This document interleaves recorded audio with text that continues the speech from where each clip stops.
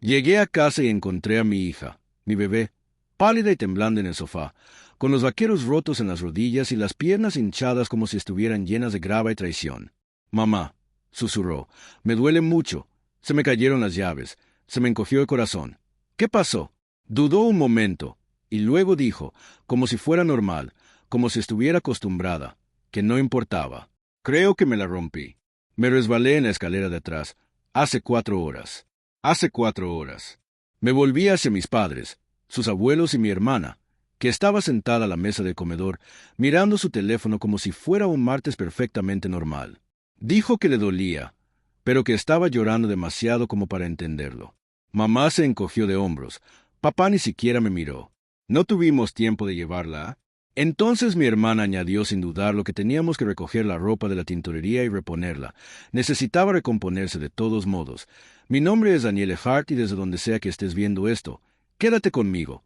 Asentí del amor por tu familia en tu pecho. No grité, no dije palabrotas, no supliqué por decencia. Recogí a mi hija. Tenía 5 años otra vez, a pesar del peso, a pesar del dolor, y la llevé sola a urgencias.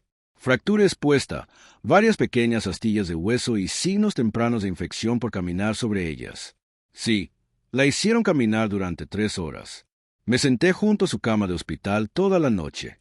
Estaba dormida, sosteniendo mi mano, y yo miraba al techo pensando que esto no era solo crueldad, era conveniencia disfrazada de amor. Así que no envié mensajes de texto ni respondí las llamadas. En cambio, hice algunas llamadas yo sola, del tipo que llegan sin previo aviso, y 4 días después estaban gritando, no de ira, sino de pánico. 4 días después, envié un correo electrónico, uno a los servicios de protección de adultos y otro a mi abogado. Verá, se creían intocables. Creían que los necesitaba porque habían estado cuidando a mi hija mientras yo trabajaba. Podían tratarla como una carga. Lo que no sabían era que lo tenía todo. Las fotos de su pierna lesionada, el informe de urgencias con la fecha y la hora, la gravedad de la fractura, el riesgo de infección y la parte que me había partido por la mitad, informes de pacientes que los obligaron a seguir caminando, la lesión de la que eran cuidadores. Pero lo único que le habían hecho fue un trauma. Presenté una denuncia por negligencia e imprudencia con una menor y los nombré a los tres, mi madre, mi padre y mi hermana. El investigador los llamó el jueves y les hizo preguntas sencillas. ¿Por qué hubo un retraso en la atención? ¿Quién supervisaba a la menor? ¿Por qué no se proporcionó transporte de emergencia? No estuve allí para verlo, pero lo oí porque más tarde ese día aparecieron en mi porche golpeando la puerta como si la casa estuviera en llamas, caras sonrojadas, manos volando, voces en pánico. Mamá, tienes al Estado en nuestra contra. Papá, sabes lo que hiciste. Mi hermana, rime el corrido por lágrimas falsas. Estás exagerando. Solo fue un giro. Salí. Confesé. Sosteniendo la muleta, obligaron a mi hija a usarla como arma silenciadora. Dilo otra vez, se lo dije a la cara, todos se quedaron en silencio. Porque ahora estaba detrás de mí con una bota nueva, mantén la calma, y me lo dijo, no fue un giro, simplemente no te importó. Mi mamá se acercó a ella, me puse entre ella, perdiste el acceso en el momento en que rogó por ayuda, y elegiste el gas sobre la humanidad. Mi abogado llamó esa noche orden de alejamiento presentada, documentos de custodia hechos a autoridad de toma de decisiones médicas revocada permanentemente. No levanté la voz, solo subí el listón, y ahora ellos eran los que se estaban quedando. Atrás de la verdad, para el lunes por la mañana la palabra se había extendido poco a poco. Los pueblos tienen la costumbre de tragarse los secretos hasta que alguien los escupe con recibos. El muro de Facebook de mi hermana se quedó en silencio. Nada de citas inspiradoras, nada de fotos de café posadas. Solo silencio por su publicación de hace una semana. La familia lo es todo.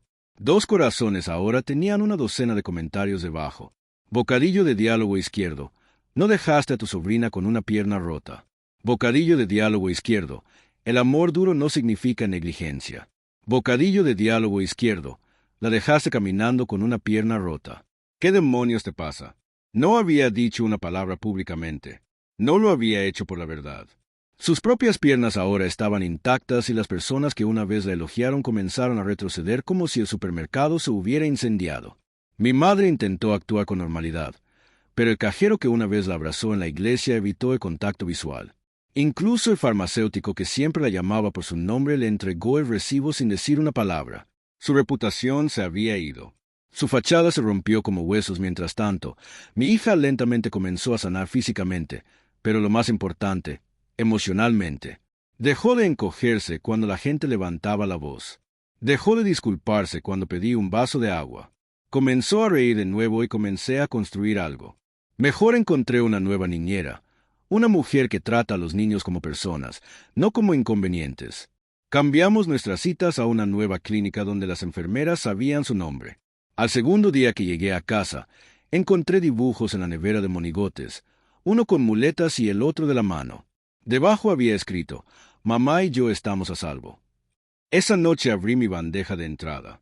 Un mensaje del investigador decía que se estaban llevando a cabo procedimientos formales. Podría ser citado para un interrogatorio bajo juramento. No los contactes. Toda comunicación debe pasar por tu abogado. Me serví una copa de vino. Arropé a mi hija en la cama. La observé dormir con ambos brazos sobre la cabeza como si ya no se defendiera, y susurré: «No deben volver a hacerte daño, ni siquiera en el recuerdo». Pensaron que iba a estallar, pero en cambio los borré. 3 semanas después, llegó una carta en un sobre blanco barato, sin remitente, sin letra manuscrita, solo mi nombre escrito a máquina, como un último intento desesperado de control, en un mensaje impreso de mi madre. Estrella Daniele, esto ha ido demasiado lejos. Las familias se pelean, los errores ocurren, pero denunciar tu propia sangre es más que cruel. Tu hermana está devastada. Tu padre no ha dormido. Esta es tu última oportunidad para deshacer lo que has hecho. Entra, siéntate, arreglemos esto antes de que lo arruines todo. Estrella. Doblé la carta. Me serví un café y me reí porque la audacia que se necesita para romper a una niña, negar atención médica de emergencia, obligarla a caminar con una pierna rota y luego llamarme destructora no es amor, sino narcisismo envuelto en valores familiares. Fui a la papelera y tiré la carta como si perteneciera allí. Luego me senté con mi hija mientras elegía zapatos nuevos. Su primer día de colegio era la semana que viene. Elegimos zapatos brillantes no porque fueran llamativos, sino porque la hacían sonreír sin pestañear. La verdad es que nunca tienes que volver a verlos, no porque seas débil, sino porque eres lo suficientemente fuerte como para elegir la paz por encima de quienes creen que el dolor te hace más fuerte. Ella sintió lentamente y preguntó: «¿Me da asco?». La atraje hacia mí. «Ningún bebé te libera». Mi hermana intentó enviar un mensaje de texto de nuevo. «Burbuja de diálogo. Dejaste tu punto. ¿Podemos parar ahora?». No respondí porque no había dejado mi punto. Había trazado una línea y los estaba viendo ahogarse en el otro lado. El caso continuó. Investigación formal. Posibles cargos por negligencia. Pero esa no era la justicia que me importaba. La verdadera justicia era ver a mi hija caminar de nuevo. No con dolor, no con miedo, sino en un mundo donde nadie puede llamar amor al abuso, la disciplina o la traición. Querían enseñarle el dolor, pero yo le enseñé el poder, que usaron para controlar todo. Las historias, el tono, la forma en que la gente me miraba en la ciudad. Daniele es muy sensible. Siempre reacciona de forma exagerada. Ya sabes cómo es cuando se trata de su hija. Pero ya no, porque cuando el condado presentó una queja formal, se hizo de conocimiento público, supervisión negligente de una menor, lo que provocó un retraso. En la atención médica, se enumeraron 3 nombres: mi madre, mi padre, mi hermana. De repente ya no eran las víctimas en la silenciosa charla de la cocina. Ellos eran el problema. El grupo de madres los puso en la lista negra. Una madre publicó anónimamente una burbuja de amor. Si dejaba que su propia sobrina caminara con una pierna rota, ¿qué haría con un niño que no está hecho de sangre? Mi padre intentó controlar los daños. Fue a la iglesia y lloró durante su testimonio. «Oren por nuestra familia». Sollozó. «Estamos bajo ataque». Pero la esposa del pastor, que es enfermera, se puso de pie después y dijo con calma: «He leído el informe médico. La negligencia no es una disputa familiar, es un delito». Incluso aquellos que solían estar de su lado cruzaron la calle cuando la vieron. Se despegaron capa por capa. No porque gritara, no porque rogara, sino porque documenté cada foto, cada mensaje, cada silencio. Y cuando la gente finalmente lo vio, no pudieron dejar de verlo. Mientras tanto, mi hija prosperaba. Las sesiones de fisioterapia se convirtieron en clases de baile. Las muletas se convirtieron en zapatillas de tenis. Los susurros se convirtieron en risas. Incluso preguntó si podíamos volver a pintar su habitación. Quería que volviera a sentir que era mía, dijo, así que lo hicimos. Paredes lilas, pósteres nuevos, luces tenues, y en su puerta colgó un cartel: «No más toxinas esa noche». Cuando terminamos, me abrazó fuerte y dijo: «Gracias por elegirme». Susurré: «Siempre. Porque romper el ciclo no empieza con gritos, empieza con una elección proteger al inocente, incluso si eso significa perder lo familiar. Pensaron que podían contarme la historia, pero le devolví el bolígrafo. Era domingo, un día tranquilo y normal hasta que no lo fue. Estaba en la sección de frutas y verduras escogiendo manzanas, mi hija a mi lado, con el pelo recogido en un pañuelo rosa, un brillo en su paso que no había visto en meses, cuando oí esa voz familiar y demasiado alegre detrás de mí. «Oh, Daniele, ahí estás». Me giré lentamente. Mi madre sostenía una cesta llena de nada, como si hubiera venido de compras, pero no pudiera recordar por qué. Sonrió como si nada hubiera pasado, como si no hubiera dejado a mi hija caminando con una pierna rota, como si no hubiera intentado reescribir toda la historia con su propia letra ensangrentada. «¿Podemos hablar un minuto?», preguntó. Mi hija se quedó paralizada a mi lado. Sentí su mano cerrarse alrededor de la mía. Me interpuse entre ellas. «No», mamá parpadeó. «¿Qué quieres decir?» «No. Soy tu madre», dije rotundamente, como si estuviera leyendo un documento judicial. «Eres un pariente biológico. ¿Quién puso a mi hija en peligro? Tu papel termina aquí». La gente estaba observando ahora. Personal, desconocidos, vecinos que una vez la invitaron a cenas compartidas. Ahora se quedaban de pie y fingían no oír. «Eres tan fría, Cisa. Le estás enseñando a odiarnos». Me incliné lo suficiente para que oyera el veneno que una vez llamó amabilidad. «Le estoy enseñando que el silencio no es fuerza, que la familia no es perdón, que el amor sin seguridad es solo manipulación». Con mejor perspectiva, me extendió la mano. Retrocedí. «No puedes tocarnos». No dije nada más. Me di la vuelta y me alejé. Mi hija tenía la cabeza levantada a mi lado. Detrás de nosotras, oí a mi madre dejar caer algo.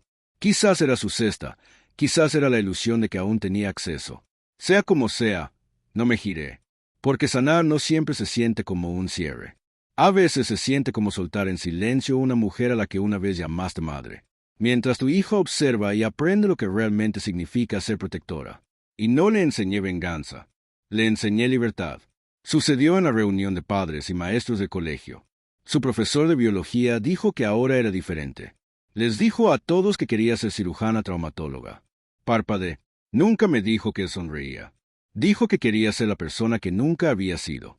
Más tarde esa noche, le dije, «Estoy orgullosa de ti por ser lo suficientemente valiente como para imaginar un futuro».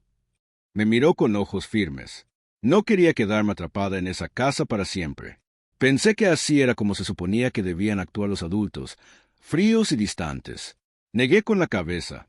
«No, así es como actúan los adultos rotos cuando nunca sanan. No tienes que llevar nada de eso contigo». Entonces ella dijo, la frase que se quedará conmigo para siempre. Pensaron que caminar sobre mi pierna me enseñaría a sentir el dolor, pero me enseñó a nunca ser como ellos. Su voz no se quebró, no buscó aprobación, ya no tenía miedo. Ese fin de semana, le pedí que escribiera una carta, no para reabrir el tema, sino para cerrarlo de verdad. Simplemente fue escrita a máquina, impresa y sellada. «Me lastimaste, no me escuchaste. Me hiciste caminar cuando ya estaba rota. Pero ahora estoy sanando, y esa sanación no te incluye a ti. No necesito una disculpa, necesito espacio, y la voy a guardar».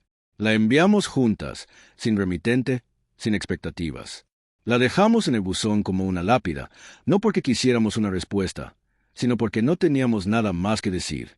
Y esa noche, rió en sueños. No lloró, sino rió. Esa clase de risa que solo surge cuando un niño por fin se siente lo suficientemente seguro como para soltar la carga de la supervivencia. La observé desde la puerta y le susurré, «Nunca volverán a tocar esta pieza. Porque lo más poderoso que he hecho en mi vida no fue protegerla de los monstruos, sino enseñarle a no convertirse en uno». Han pasado 6 meses desde la ruptura, desde el silencio, desde que dejé de llamarlo familia y empecé a llamarlo por lo que realmente era, una herida. Ya no me cuesta sentirme viva.